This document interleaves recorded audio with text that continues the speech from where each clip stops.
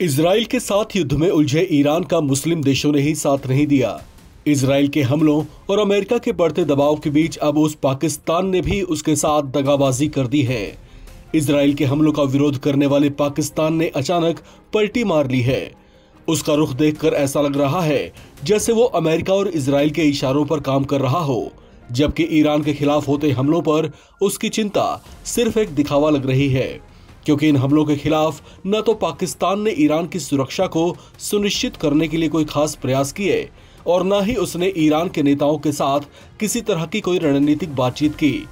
यहाँ तक कि इजराइल और ईरान में बढ़ते तनाव को कम करने के लिए भी कोई खास प्रयास नहीं किए।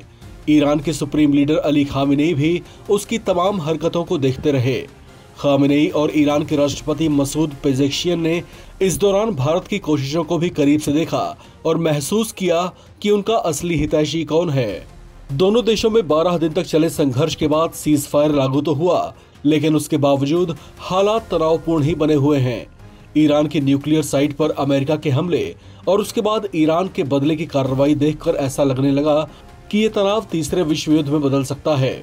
ये सब कुछ जब खाड़ी के तमाम मुस्लिम देश चुप्पी साधे देखते रहे। भारत ने 13 जून को संघर्ष शुरू होने के तुरंत बाद इजराइल से बात की।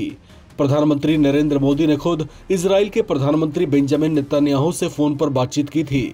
इसके अलावा भारतीय विदेश मंत्री एस जयशंकर ने भी ईरानी विदेश मंत्री अब्बास अराक्ची से बातचीत की थी। तनाव के ऐसे वक्त में भारत ने दोनों देशों के नेताओं से ऐसी किसी भी तरह की परिस्थिति से बचने का आग्रह किया था जो इस संघर्ष को और ज्यादा भड़का सकते थे। पीएम मोदी ने ईरान के राष्ट्रपति मसूद पेजेश्कियान से भी बात कर हालात को और बिगड़ने से बचाने की अपील की थी।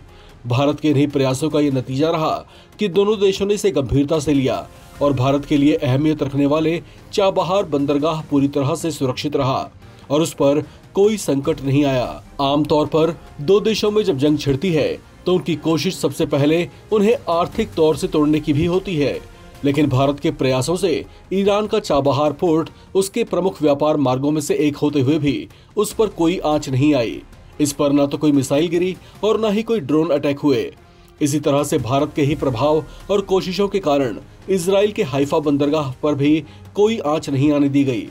इसके उलट ईरान के चाबहार पोर्ट से करीब 170 किलोमीटर दूर मौजूद ईरान से लगते पाकिस्तान के ग्वादर पोर्ट पर इस जंग का तनाव साफ तौर से महसूस किया गया। पाकिस्तान ने तो ईरान की किसी भी तरह की सहायता करने के बजाय युद्ध शुरू होने के बाद 15 जून को गबद रिमदान सहित बलूचिस्तान में ईरान के साथ सभी सीमा क्रॉसिंग को बंद कर दिया था, जो ईरान के प्रति उसके बैर को साफ तौर से जाहिर करता है। इस खबर में फिलहाल इतना ही।